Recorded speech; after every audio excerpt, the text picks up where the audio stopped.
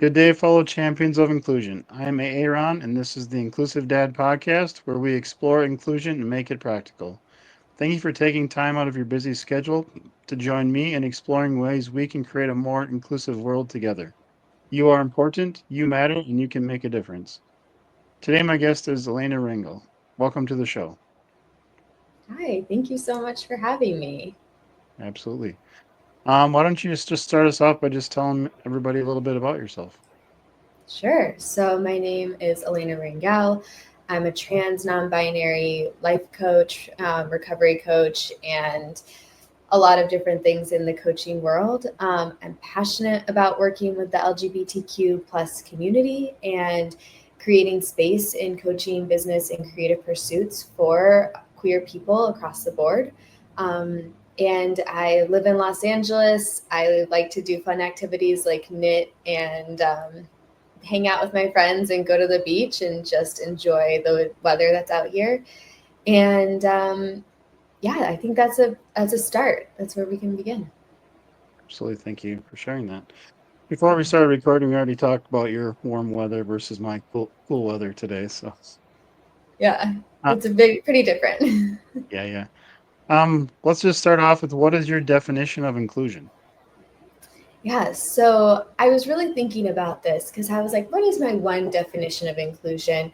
I think it's such a broad term and really often depends on the context or environment or what we're discussing. But for me, if I were really just going to put something broad on it, I would say that every single person's inherent worth and value are acknowledged, seen, honored, and taken into account when creating a space or when thinking about bringing people together or just operating in the world. It's like, are we seeing the people and seeing their worth and value and honoring that as we exist in the world? Yeah, that's a great definition. Have you always been included? No, as a member of the LGBTQ plus Yeah. community, you know, often being included is not part of it. I came out before gay marriage was legalized, and Okay. so that was a big part of growing up and knowing that I was gay was also knowing that I didn't have the same rights as other people. And now coming out as a trans non-binary person, we're watching the pretty horrific attacks on trans people across the country and in certain parts of the world. And so I know that there are places I can't go. I know that there are things I cannot do. And I know that my rights are on the line pretty often. So no, not always included. Yeah. Yeah. It's been an interesting year for sure. I mean, my daughter has a disability and just all the stuff surrounding that part of it. It's just a lot of as a parent, it's quite frightening. So not the Yeah. same stuff that you're probably going through and processing, but I mean, there's a lot of crazy stuff happening right now. And it's all connected.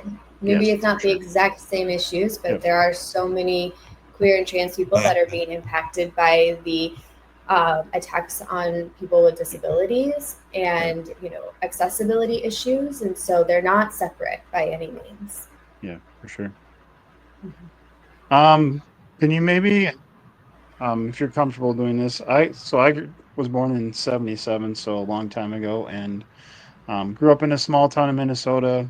Um, didn't, I mean, growing up, I don't ever remember hearing anything obviously about LGBTQ, that kind of stuff. And I don't, the first time I ever heard anybody talk about being transgender was when I worked at a mental health residential facility for children. So, like on the older girls' dorm, we had residents who identified as transgender, non-binary, and I honestly have never had like a good somebody like describe it. So maybe could you maybe put into your own words what like transgender and non-binary mean? Yeah, and I'll preface this is that it means something different to many Okay. different trans and trans non-binary people. Okay. So I'm going to give Sure. you what it means for me, Sure. and just knowing that that isn't a blanket statement across the Sure. board. So Thank you. I'm trans non-binary. I am taking some steps to medically transition, but I am not trying to transition to male. I don't feel like I am a guy. And I feel like gender is a more expansive concept to me. So being just like a woman and feeling connected to that gender never really felt good. It felt like a costume. It felt like something that I was supposed to do and was kind of bad at. And as I got older and the language changed and the visibility changed, and I watched people around me, embrace a different gender than what they were assigned at birth, started to see possibility and hope and freedom. And so I was like, oh, maybe this can be possible for me as well. So for me, it just means that, and somebody can be trans non-binary and not be medically transitioning. I am taking some steps to feel affirmed in my gender in that way. And so that really resonates for me. And I just feel in the middle of the gender spectrum, pretty neutral about it. Yeah. Thank you for doing that. I appreciate that. Absolutely. Um, what does it mean to queer your life? Yeah, so I love this topic because queering your life to me is really about breaking down whatever boxes that you were put in, whether it was you were put in there by your Hmm. family or your community or your environment, or that we put ourselves in, and breaking those down and really saying, like, what is my truth? What is real and authentic for me if I let go of all of these preconceived ideas of what I or who I should be? And so I had a conversation with someone who was a cisgender woman with kids and a seemingly normal looking life, and she was talking about the weird way she was going with her career and the upset that her family was having with her, and like really breaking out of these boxes that they were like, your life needs to look one specific way. I was like, oh, that's, you're queering your life, you're pushing back, you're facing Hmm. consequences for figuring out what's true and authentic for you, and really choosing yourself over the opinions and thoughts and ideas of other people around you. And I think that we all get to be expansive in that. It's like, what does it mean to really choose me Right. and face potential consequences? And, there are certain people, if we look at like trans women, who, when they choose to be exactly who they are, their lives are the most in danger out of everyone else, especially Black trans women. Like, they're literally putting their lives on the line to exist in the world in a way that feels true and authentic. For some people, it might cost them family relationships. This person I'm, lightly sharing about, it's like really created a lot of upset and strife in her family with, being able to connect with her, parents and siblings and all that. But it felt true and authentic for her to be like, what else do I want out of this life if I weren't, trying to fit into this box of what I should be? And so I Yeah. think that we can all do that. Yeah. Yeah. I mean, I'm in my 40s and I'm still, I mean, it's probably in the last 5, 10, probably more like 5 years where I've started caring less about what people think about how I live my life. I'm still not there. So, I mean, it's kind of envy people that are much younger than me that are doing that because it would have been a lot easier not to worry about what people thought of me a long time ago. It would have been a lot, I mean, choices would be easier just, but I mean, at the same time, I guess some of those choices like you're describing, you're being true to yourself, which has actual consequences, which is also, that's hard to work through as well. But yeah, I mean, like I said, I'm in my 40s and still sometimes think about what people think of me. So I think we all struggle with that and continue to work on it. Yeah. Yeah. I think that doesn't ever, or for the most people, that Yeah. doesn't go away completely forever. But it is to say, like, I'm going to choose myself, even if this costs me something, Right. is, I think, really what queering your life looks like. Right. And I mean, it was a conversation I had to have with my parents. My extended family is all in Texas, and I let them know that this year is probably the last year I'll go to Texas because it is so dangerous for me to be in red states. The more masculine that I look, to be attacked in a bathroom and to be assaulted by somebody, or to be, there's cases of queer people that are put into the hospital just for using the bathroom, that even cisgender queer people that assign their gender. So it's the cost of like, oh, I might not be able to go to that place, but I'm still going to choose myself because that feels better than staying and hiding. Yeah, for sure. Um, yeah, yeah. I'm not even sure what to say to that. Yeah, that's crazy. What was your, I mean, like, you don't have to specifics. What was your family's reaction when you tell them something like that where you might not be able to travel to see them because of what's going on?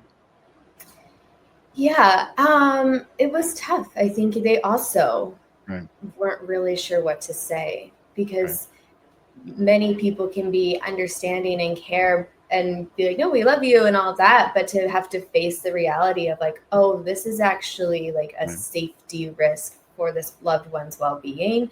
I think that's a hard thing for people to really sit with and be like, oh, that's Yeah, where we've gotten.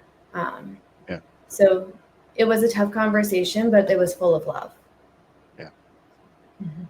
Yeah, I mean, I kind of that makes sense to me because I mean, like my daughter has a disability, so I mean, obviously for me, the stuff that's going on surrounding anything related to disability is very scary for me. But it's just, yeah, if you're not connected to it, it's sometimes easy just to like you hear it and it's like not that big of a deal. But if you're actually something that does affect you directly or somebody that you know or love, it's brings on a different level for sure. Mhm. Yeah. And trying to, for me, my daughter's on like Medicaid waivers or Mhm. Medicare waivers or Medicaid waivers. So when you're having these discussions about, okay, what does that look like for my daughter? This is what how she's able to live at home because of that. So if those are taken away or something changes, she's not going to be able to live at home where she's lived her whole life. So just kind of helping people understand, like, okay, this is actually what Medicaid in her life is paying for, so they can have a connection too. Because I think not a lot of that type of thing is talked about when you talk about Medicaid. So just trying to make it real for people. Yeah, I think people have a hard time when it's not their issue, when Yes. they don't love someone that's facing the Yep. issue, have a hard time being like, oh, this is the true impact of these cuts. When Right. these services are taken away, this is a real person that is Right. impacted by that. And it's Yeah. so cool that you're sharing that story because if someone doesn't have someone in their life that's impacting, they won't know. Right. Yeah. For sure. How can people change their relationship to their neurodivergence so it works for them? So, yeah, in my coaching work, I realized so I've been doing a lot of different types of coaching for coming up on 5 years now. And so I really dove into complex mental health coaching and working with people that had a whole array of different diagnoses, whether it was anxiety, depression, suicidal ideation, eating disorders, OCD, all of that stuff, ADHD, autism spectrum disorder, all these different things, and helping them create executive functioning, life skills, connection, and really get some traction in like living well in their lives. So that's my background. And then now I work primarily with entrepreneurs, artists, creatives. I work in corporate wellness spaces. I work in career coaching and I work with emerging adults. And I'm just really seeing this pattern across the board of people are struggling with ADHD, autism, or executive functioning. And not everyone, but the people that end up sitting across from me, they Yep. tend to come with that vibe, which I love because it's such a Yep. rich group of people to work with. So the reason that question is on there is I've really watched that the biggest thing with somebody who identifies or is diagnosed with neurodivergence is not how neurodivergence impacts their life, but it's how they relate to it.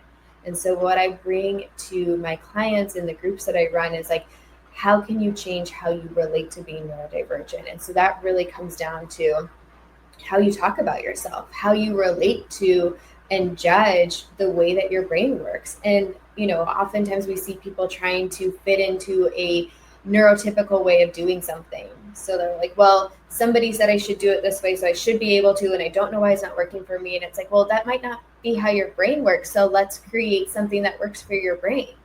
And when there's that shift of like, there isn't one way to do things, that this is all about finding like, oh, my brain works differently and there's systems that work for that and they're not supposed to look a certain way and they might be different than anyone else's and there's nothing wrong with that.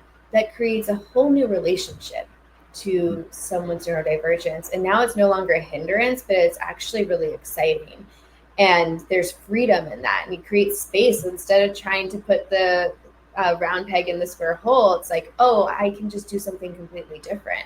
And so when I work with people, it's really creating that neutral relationship to how they identify. Some people, and I say that because some people can get access to a diagnosis, many people can't. There's a lot of barriers and time and money and wait lists and all of that. And so there's a lot of people that are noticing that they probably count as neurodivergent and are, nowhere near getting that diagnosis. And so this applies to them too. It's like wherever they land on that scale, if they are identifying with the solutions and the help, then I say, like, let's get more of that. That's great. Um, why did you start doing like the coaching, or what got you? Why were you interested in coaching and helping people? Yeah. So a lot of it started with my own recovery. So I am over 7 years in recovery from drugs and alcohol. And that really started me on a path of healing and getting to know myself. And I was doing work in like yoga and one on one stretching. And I was working with people and their bodies and talking to people all day long, especially when I was stretching people. I was, having these deep conversations and noticing what the physical impacts of their life in their bodies. And so I took a year-long coaching certificate that was really focused on embodiment and, connecting the two, not believing that it's just separate mindset stuff, but really connecting like body, mind, spirit, all of that. And I watched my own recovery and I watched my own growth in receiving coaching. And I'm just it's been the one thing where sitting across from people and coaching them and watching the light bulb come on, where I've just been Mhm. like, oh, this is exactly where I'm supposed to be. And this is exactly what I'm supposed to be doing. Right.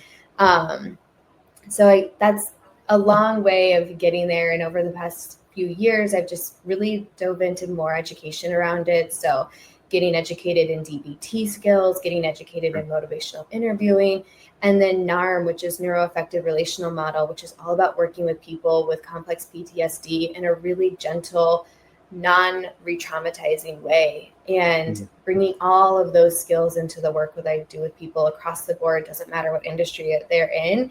The person across from me is just another human being looking for support. Yeah, that's great. What or congratulations on, you said 7 years sober? Is that what you said? Yeah, That's awesome. thank you. What was your process of getting sober? Yeah, um so I started using drugs and alcohol at 15, 16 years old. And it really, I dove in pretty quickly. And I dropped out of high school. And a few months later, Mhm. I dropped out of college. And I just really did not have any other focus in my life but, getting access to being able to drink and do drugs whenever I wanted. And that was pretty much the path that I was on until the age of 23. And at 23, by that time I was tired. I was young and I was like, I Mhm. can't possibly be this tired at 23 and this exhausted with my life and this in pain every day and like in debt and just not, there was no traction. I wasn't getting anywhere. And a friend of mine, took me to a 12-step meeting, Mhm. and that was really just a light bulb moment for me. And I was going to be sober for 90 days, and luckily it stuck a little bit longer than that. And, I took suggestions and showed up and just Mhm. really made recovery and sobriety a huge foundation in my life. It really Yeah. for me, it comes before anything else, because everything else that's good in my life falls away if I'm not sober and, being of service to other people and not just focused on myself. Yeah. How does sobriety impact how you work with your clients? Yeah, it's, you know, the tools that I have received in multiple 12-step groups have really been such a huge foundation of how I work with people. And so that can be as simple as teaching people like pause when upset or agitated, pause before taking an action or reacting, like take a breath, take a moment, Mhm. call a friend. And so that's a foundational thing I teach to people that I really learned in the recovery rooms. um, and then there's so much else, like boundaries, taking care of yourself first, putting your needs and priorities, at the top of the list. And that looks different for everybody. Parents don't get the same privilege of always getting to prioritize their needs, or, um, a lot of different ways that shows up, but really, like, how can you make sure you're taking care of yourself so that you can show up for the other people and the other responsibilities in your life? Because if we are just exhausted and completely drained and not, putting our needs anywhere on the list, then we can't show up for people. And so all of that is a huge part of what comes into my work with people. And what else? I mean, opposite action is a big part of recovery. So it's like if your brain says go take a drink, what's the opposite action? What's a different thing you can do? And I find that to be really helpful for people, no matter what it is. It's like if your brain is saying text this person that there's a lot of conflict with, maybe the opposite action is to not send the text. Or if your brain is saying lay down and scroll and completely check out, maybe the opposite action is to do something that's actually restful and recharging rather than numbing. So it's like teaching people how to use these skills that help me stay sober, but can be helpful across the board for somebody when they're just like, how do I actually exist in the world? Which is a question I hear a lot. People are like, how do I be a person? It's like, here's a few ways to start. Yeah, that's interesting. That's great. Yeah, I actually I went divorced, and when around the divorce time, I went to Celebrate Recovery. I don't know if you heard of it. Celebrate Recovery, like a church-based, I think 12-step program, and I found that really helpful just to work through what I was going through, but just and also the part where we would at the end of the meeting, like women and men would split up, and the men would sit in a circle and just talk, and just being able to talk about what was going on, and nobody like judging or asking questions, just a space to be able to share stuff like that was a really helpful for me. So I really got some things out of that too. I really enjoyed it. That's amazing that you went. Do you still go? No, I don't still go, but I think I I'm so did. I think I did complete the. I don't know what it's called in that one, but I went through quite some with some other guys. We went through a book and did a lot of stuff. So it was very helpful for me actually. So yeah, I'm so glad that you found that. I think yeah, the other cool thing that I always talk about recovery rooms, specifically 12-step rooms, is that they're free and they are everywhere. And I right, think they're not perfect. There's a lot of stuff people often have feelings about them, but they are so inclusive. If you want a queer meeting, if you want a women's meeting, right, if you want a men's meeting, if you want a artist meeting, if you want, it doesn't matter. There is a meeting, sure, whether it's in person or online, and they are yeah, completely free, and you just get to show up. And I think there's so few yeah, spaces, and you get to show up and be honest.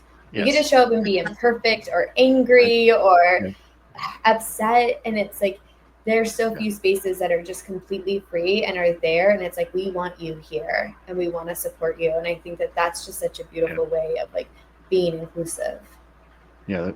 That is a great point because I mean, I can't even think of another place that I would feel comfortable like sharing at that depth probably that I was sharing in that room with the other guys probably. So yeah, there's not many places where you feel I could have felt like that. So that's very true. Yeah, and I mean there's like group therapy programs, but Right. those are different Yep. and they almost always cost money. Right. And That's a it's, good point too. Also. Yeah. yeah, it's so cool that you got that experience to go and share and be Yeah. vulnerable. And I do think for men, it has an added layer of importance because there are so few places that Right. men get to just go and be honest and hear Right. each other. For sure. Do you still go to meetings? I do. It's an active part of my life. That's good. How often do you go? I know some people go like every day or once a week. How often do you go? I go 3 to 4 times a week. Okay. Yeah, That's cool. not quite on the every day, but there have been parts of my life where I was a meeting 7:30 in the morning every single day, and that was really, really helpful for Yeah. my mental health Yeah. and connection. Sure. Do you go to like the same meeting place each time during the week, or do you like move around, or what do you do? I have a few that I hit that are my go Okay. tos, and then I have a few where I'll switch it up and go somewhere different. That's cool. Yeah, That's yeah. awesome. What is the most common issue you see for entrepreneurs when starting their businesses? I think the big thing would be perfectionism. Nobody wants to be a beginner. They're like, I want to have it perfect. I want to have the complete idea. I want to have the thing completely set up. And the reality is, for most entrepreneurs, like, it's about creating the imperfect thing and figuring out what doesn't work and creating it again and then figuring out what doesn't work and just Sure. allowing every step of the way to be imperfect. And that Mm. goes for artists and creatives. I work with a lot of artists, and so often they're like, but is this thing gonna sell, or is it perfect, or how will I know if people like it? Rather than just creating the thing that they're passionate about creating, they put all of these barriers of like, it has to be Right. something before Yep. it's even brought to fruition. Right. And I think that that kills every ounce of creativity, and it just kills any ounce of motivation, because nothing that we create on the first try is going to be perfect. It's not supposed to be. The whole point is to make a lot of mistakes and learn from them and do more, and maybe have the first few rounds that you're kind of embarrassed about, but who cares, because you're out there doing something. And so, yeah, perfectionism, it kills a lot of dreams and it kills a lot of motivation. And if we can move past that and embrace the experimental process of whatever it is, whether it's a business or a nonprofit or a creative idea or just a idea of a way of bringing people together, it doesn't matter. If we can create a neutral experience with having things be imperfect and not judging them or shaming them, I think that just creates a space for more creativity and motivation across the board. Yeah.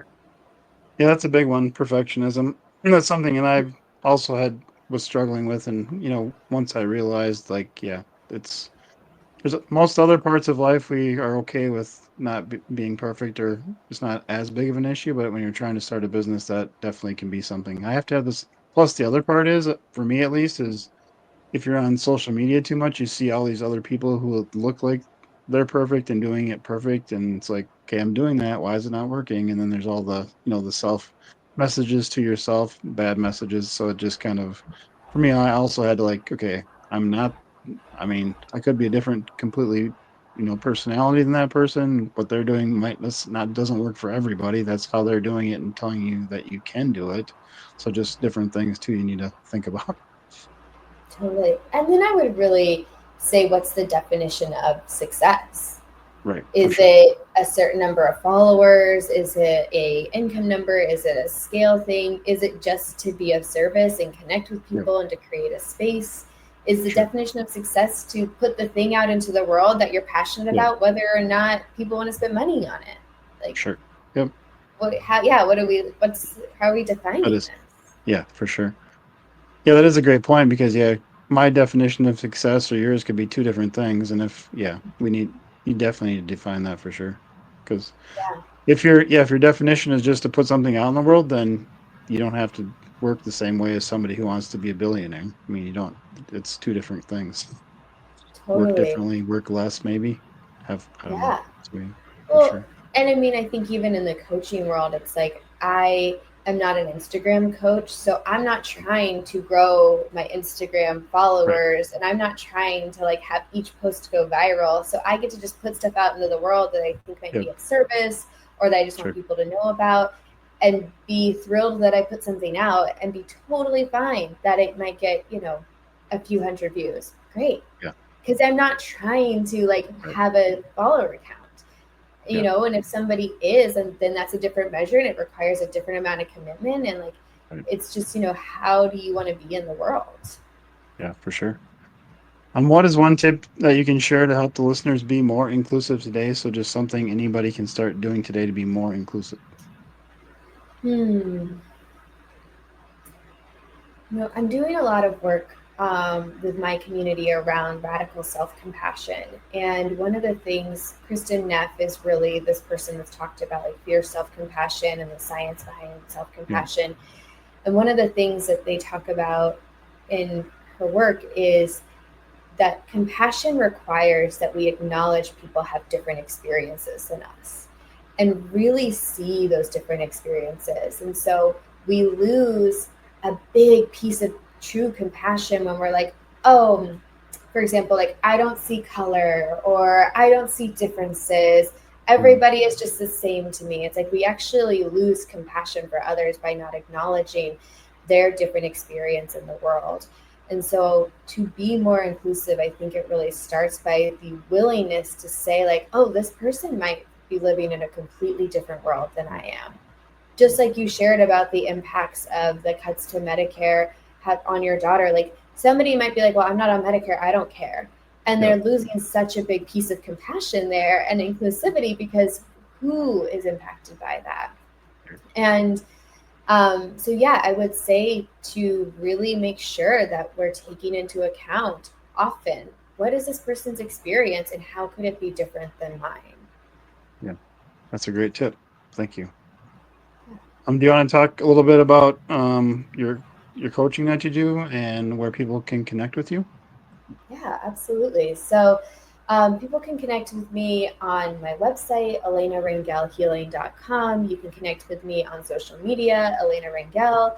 Um, my social media is a lot of me enjoying my life and then some coaching stuff. So, if you're hoping for tips and tricks every day, they're not there, but always happy to meet people and have a Sure. conversation and figure out what would be of service to them.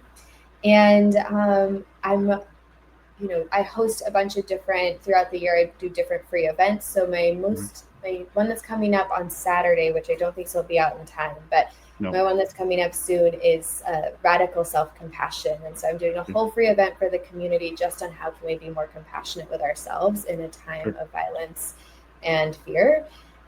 So there, if anyone is interested in free offerings, that is a great place to follow me because I post about them and extend Sure. invites out there.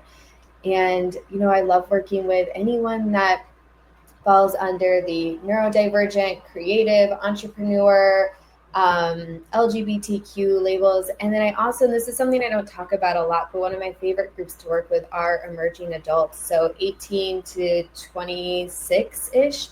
Young adults getting out into the world, getting traction, creating lives that they're proud of. Perfectionism really shows up in that demographic. And so I love working with that age range because I think they're just like so inspiring, exciting, and need a little bit more support in today's world. The playbook is different than it used to be, and there's Yeah. not a lot of acknowledgement for that. So Yeah. yeah, I know you talk to a lot of parents, and so I'm putting that out there of anybody that Sure. has a young adult that needs some support.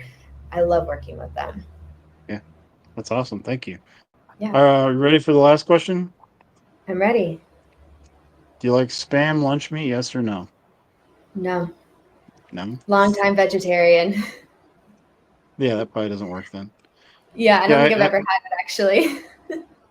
yeah, I live near Austin, Minnesota, where they make spam and where the spam museum is located. So I've been asking all my guests just as a funny question to see what the answers are. So And what usually it's is your opinion of spam? I eat spam. We don't. It's not like we live near the plant and we eat it all the time. But I mean, once or twice a year, we'll have some and like slice it up and fry it, like and eat it with like pancakes or something.